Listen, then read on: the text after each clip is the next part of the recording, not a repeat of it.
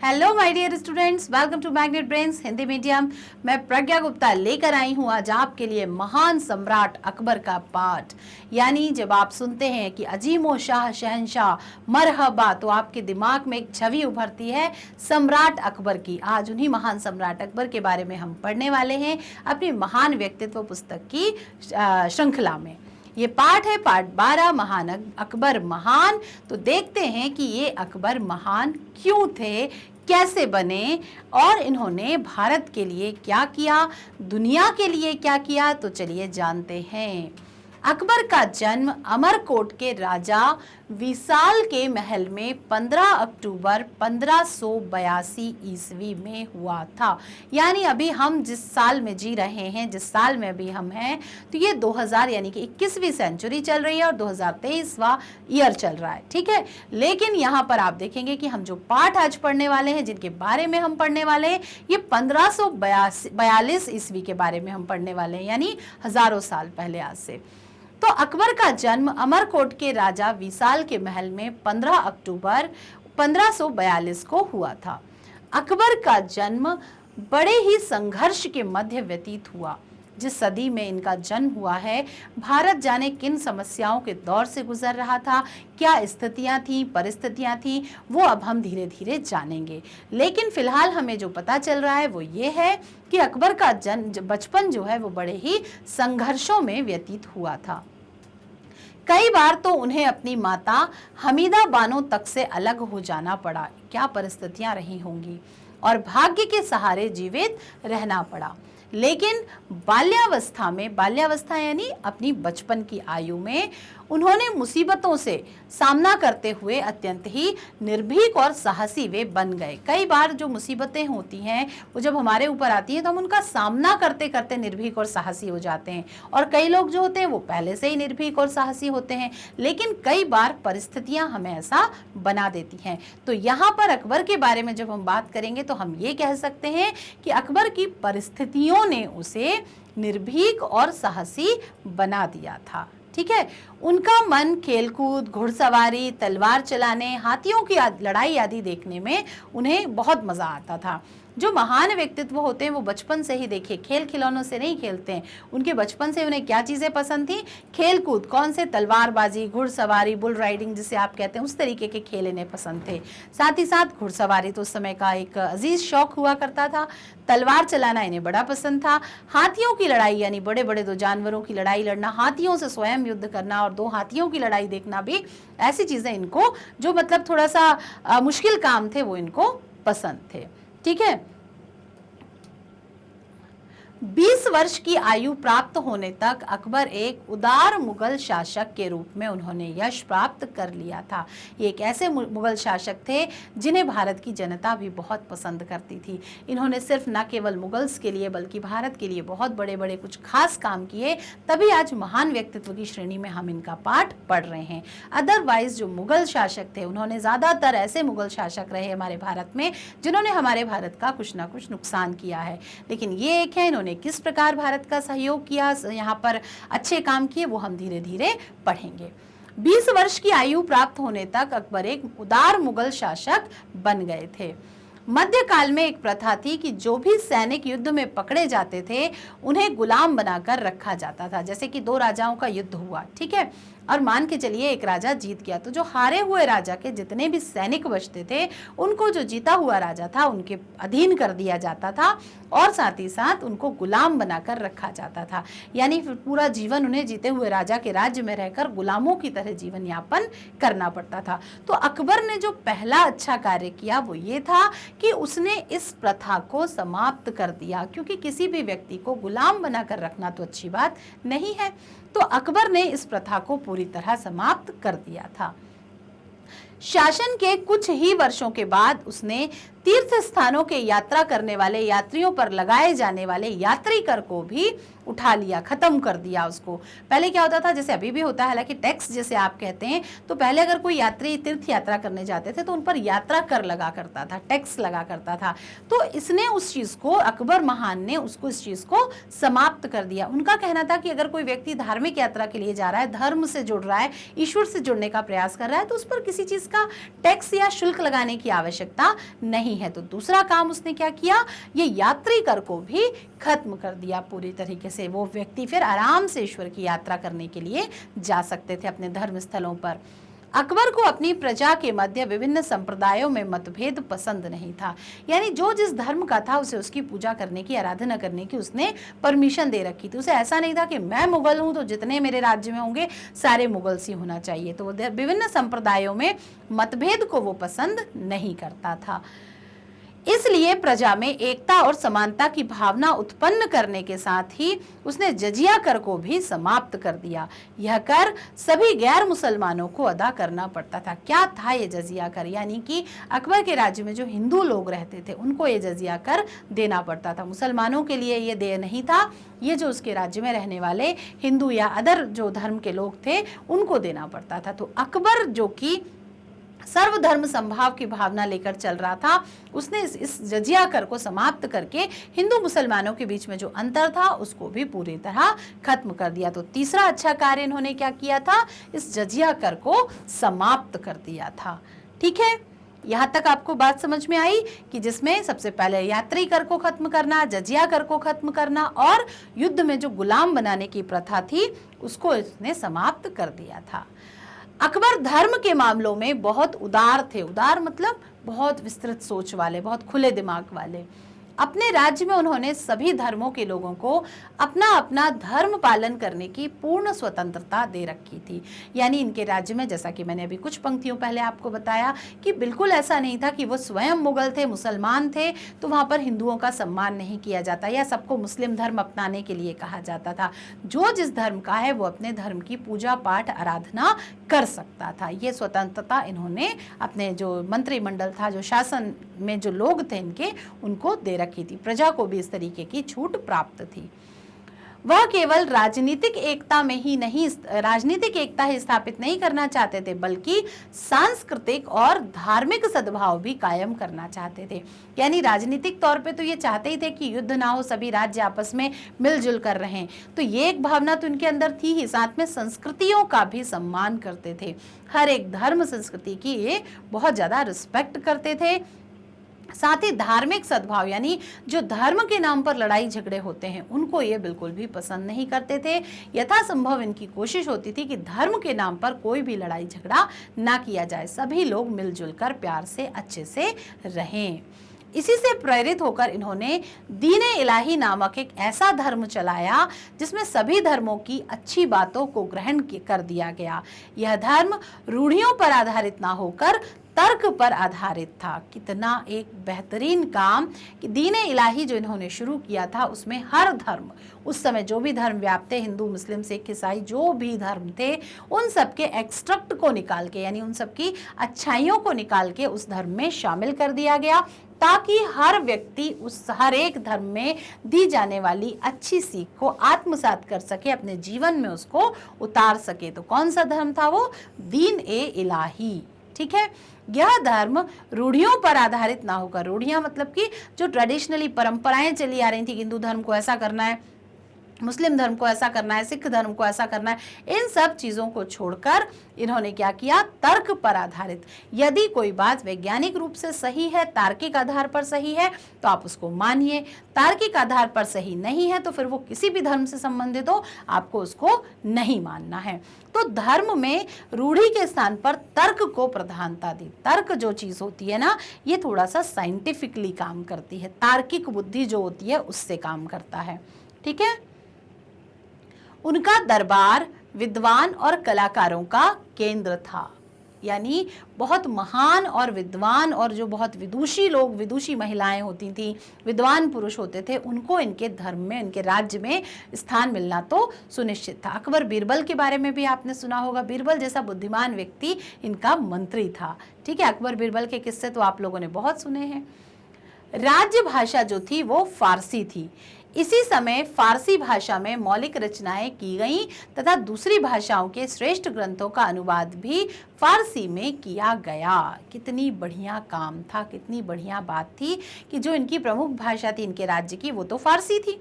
ठीक है, अब सारे लोग सिर्फ फारसी जानते और फारसी पढ़ते, तो अन्य भाषाओं में जो लिखे गए ग्रंथ हैं उनको कौन पढ़ता? तो इन्होंने जो दूसरी भाषाओं के श्रेष्ठ ग्रंथ हैं, जैसे हिंदी में लिखा, संस्कृत में लिखा, तो उन सब का अनुवाद फारसी भाषा में कराया, ताकि इनके जो लोग थे वहां पर रहने वाले वो फारसी भाषा जानते थे, तो वे दूसरे ग्रंथों का जो ट्रांसलेशन है वो फारसी में पढ़ के उनको समझ सकें। ठीक है, ताकि इनका उद्देश्य क्या था? साहित्य को बढ़ावा देना। हर एक जो प्रमुख ग्रंथ था उसके बारे में इनके जो फारसी भाषा भाषी लोग थे वे भी उनको पढ़ें, वो ये ना कहें कि नहीं नहीं हमें तो सिर्फ फारसी आती है, अब ये संस्कृत का धर्मग्रंथ हम कैसे पढ़ें। तो इन्होंने संस्कृत के धर्मग्रंथ को फारसी में अनुवाद करा दिया ताकि वो उस चीज़ को पढ़ें, उसकी सीख को समझें और जीवन में अपनाएं। बहुत से भारतीय तथा विदेशी कवि अकबर के दरबार में भी रहा करते थे। अबुल फजल द्वारा लिखित आईने अकबरी में अकबर के द्वारा सहायता प्राप्त 59 कवियों का उल्लेख है। एक 59 कवियों ने जो कविताएं लिखी हैं अकबर के राज्य में रहकर, तो वहां पर उनकी सहायता लेकर, तो उसका पूरा जो संकलन है 59 यानी कि 59, तो 59 कवियों की जो रचनाएं हैं उनका संकलन जो किया गया है वो आईने अकबरी में संग्रहित है। जो उसकी पुस्तक है उसे आईना अकबरी कहा जाता है। उस समय की फारसी रचनाओं की श्रेष्ठ रचनाओं में अबुल फजल का अकबर नामा, आईने अकबरी और निजामुद्दीन की तबकाते अकबरी, गुलबदन बेगम का हुमायूं नामा बहुत अधिक प्रसिद्ध ग्रंथ हैं। ये फारसी भाषा में लिखे गए हैं, लेकिन इनका अनुवाद बहुत सारी अन्य भाषाओं में भी किया जा चुका है। अबुल फैजी भी फारसी के एक श्रेष्ठ कवि थे। ये उनके राज्य में ही थे और बहुत ही श्रेष्ठ कवि थे। अकबर का शासनकाल हिंदी पद्य का स्वर्ण युग था। जिस समय अकबर का शासनकाल था तो हिंदी काव्य जो कवि लोग थे उस समय उनके लिए वो स्वर्ण युग के समान था। पूरी स्वतंत्रता थी उन्हें अपनी रचनाएं करने की, कविताएं लिखने की, तो उस समय के काल को स्वर्ण युग कहा गया है। स्वर्ण युग का अर्थ होता है सोने का युग कहा गया है। इसी समय हिंदी के उच्च कोटि के काव्य ग्रंथों की रचना हुई। कौन से काव्य ग्रंथ थे? पढ़ते हैं। हिंदी के प्रसिद्ध कवि तुलसीदास, सूरदास, रहीम, रसखान और बीरबल थे। जिस समय ये अकबर का शासनकाल चल रहा था, तुलसीदास जी द्वारा रामायण, विनय पत्रिका, दोहावली, कवितावली आदि की रचना की गई। सूरदास जी द्वारा सूर साहित्य लहरी, सूर सारावली आदि की रचना की गई। रहीम की रहीम खान खाना नाम से एक पुस्तक या धार्मिक ग्रंथ निकला। रसखान की भी अपनी काव्य कृतियाँ बन रही थी। साथ ही साथ बीरबल तो उनके स्वयं के राज्य में ही रहते थे और बीरबल के द्वारा लिखित भी बहुत सारे ग्रंथ उपलब्ध हैं। ठीक है, तो ये इन महान कवियों की रचनाओं का जो समय था, इसीलिए उसको स्वर्ण युग कहा गया है। ठीक है, ये सभी स्वच्छंद रचनाएं लिखने में उस समय हमारे महान कवि लगे हुए थे। उस समय की प्रसिद्ध हिंदी रचनाओं में रामचरितमानस और सूरसागर है। रामचरितमानस किसने लिखी है? तुलसीदास जी ने, जो कि रामायण का अवधी भाषा में अनुवाद है। और सूरसागर तो सूरदास जी द्वारा लिखित एक महाकाव्य है। कुछ मुसलमान कवियों ने भी हिंदी में रचना की है। अब ऐसा नहीं था कि मुसलमान सिर्फ उर्दू या फारसी में ही लिखते थे, वे भी हिंदी में रचनाएं करते थे। इसमें रहीम का वास्तविक नाम अब्दुल रहीम खान खाना था। जो रहीम के दोहे आप लोग पढ़ते हैं ना, अक्सर आपकी किताबों में किसी ना किसी कक्षा में कबीर के दोहे, रहीम के दोहे होते हैं। तो जो रहीम जी थे उनका वास्तविक नाम क्या था? अब्दुल रहीम खान खाना का नाम सबसे ऊपर आता है, जो कि इन्होंने फारसी, अरबी, तुर्की और संस्कृत भाषा के प्रकांड विद्वान थे। देखिए, भाषा सीखने पर किसी का कोई रोक टोक नहीं हो सकती है। ठीक है, तो यहाँ पर आप देखेंगे कि उस समय के यानी प्राचीन काल में भी कितनी विभिन्न भाषाएं सीखने का इन लोगों को शौक हुआ करता था।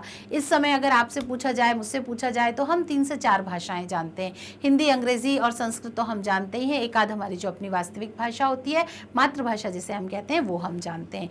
लेकिन उस समय शिक्षा का, टेक्नोलॉजी का, पुस्तकों का इतना अधिकता ना होने के बाद भी जो ये लोग थे, कितनी भाषाओं के ये जानकार हुआ करते थे। फारसी, अरबी, तुर्की, संस्कृत के ये प्रकांड विद्वान थे। उसके व्याकरण के ये प्रकांड विद्वान हुआ करते थे।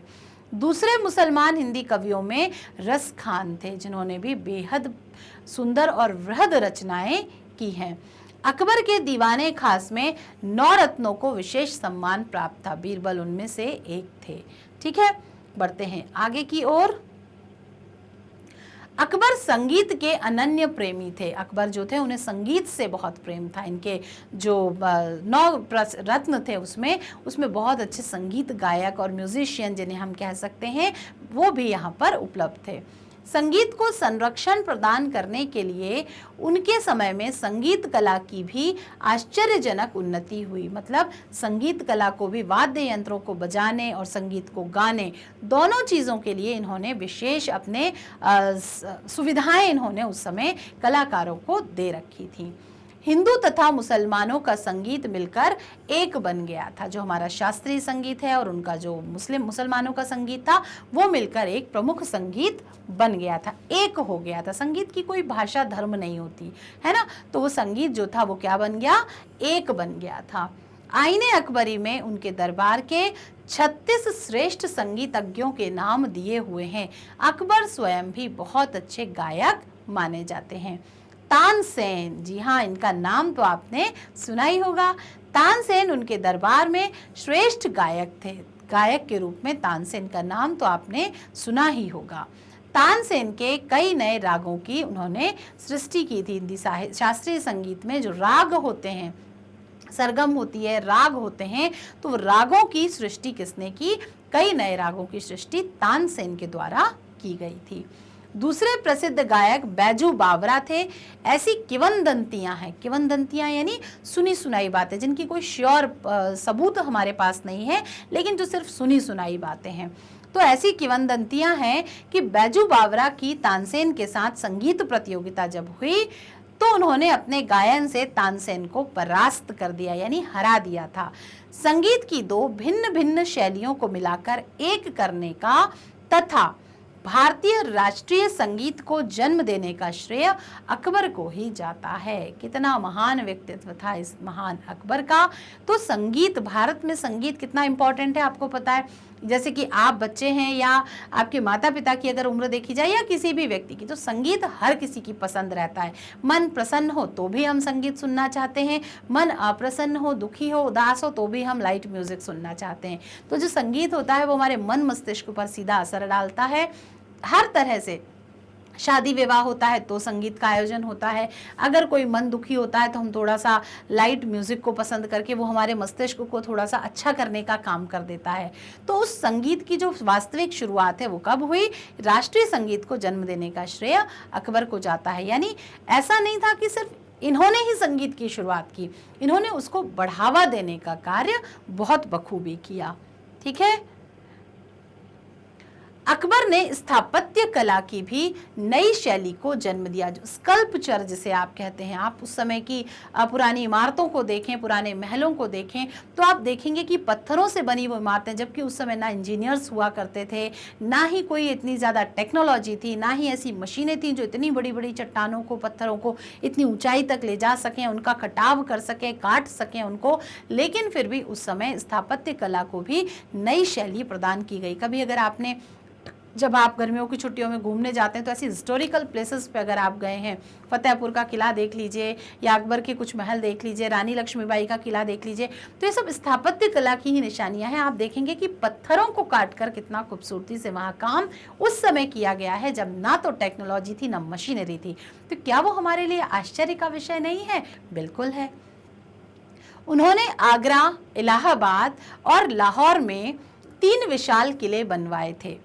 अकबर के समय की वास्तुकला जो होती है, वास्तुकला किसे आप समझते हो? जो वास्तु होता है ना घर में, कि इस तरफ ये चीज़ होनी चाहिए, यहाँ पर ये चीज़ होनी चाहिए। ये आजकल एक कोर्स है, डिग्री कोर्स होते हैं जिसे करने के बाद लोग उसको सीखते हैं। लेकिन उस समय ये वास्तुकला का सबसे अच्छा नमूना जो है वो देखने के लिए आप फतेहपुर सीकरी की इमारतें चले जाइए। फतेहपुर सीकरी में जब आप जो महल देखेंगे, वहाँ देखकर आप आश्चर्यचकित हो जाएंगे कि उस समय कम से कम टेक्नोलॉजी के साथ इतना सुंदर निर्माण कैसे किया गया होगा, जो आपके लिए एक आश्चर्य का विषय बन जाएगा। मुगल स्थापत्य कला के प्रभाव को देश की सभी तत्कालीन इमारतों पर पड़ा था। यानी उस समय जो महल इमारतें बनी हैं वो सब एक से एक और अद्भुत हैं, जो भारत में ही इस समय स्थापित हैं। अकबर के साम्राज्य में बड़े बड़े समृद्धशाली नगर थे। अकबर स्वयं आपने देखा कितना सिस्टमेटिक राजा था, उसे हर एक चीज़ खूबसूरती से करना, साथ ही व्यवस्थित तरीके से करना बड़ा पसंद था। तो जो नगर इन्होंने स्थापित किए थे, जो नगर बनाए गए थे, वो भी बहुत समृद्धशाली थे, बहुत ही सिस्टमेटिक तरीके से प्लान किए गए थे, जिसमें दिल्ली, आगरा, फतेहपुर सीकरी, अजमेर, लाहौर, मुल्तान, उज्जैन, बुरहानपुर, अहमदाबाद, बनारस, इलाहाबाद, पटना, हुगली, ढाका, चटगांव आदि विशेष रूप से प्रसिद्ध हैं। अकबर को चित्रकारी से भी बहुत प्रेम था। फतेहपुर सीकरी आप चले जाएं या अकबर के किसी भी किले या महल को आप देखने चले जाएं तो आप देखेंगे वहाँ पर दीवारों पर बेहद खूबसूरत चित्र उकेरे गए हैं। कभी कभी वो पेंटिंग से उकेरे गए हैं, कई बार वो पत्थरों पर ही सुंदर सुंदर आकृतियों के रूप में उकेरे गए हैं। तो ये सारी चीज़ें आपको देखने से पता चलेंगी। तो इस बार एक ऐसी विजिट, एक ऐसा टूर ज़रूर प्लान करें जहाँ पर आप इस तरीके की चीज़ें देख सकें और समझ सकें।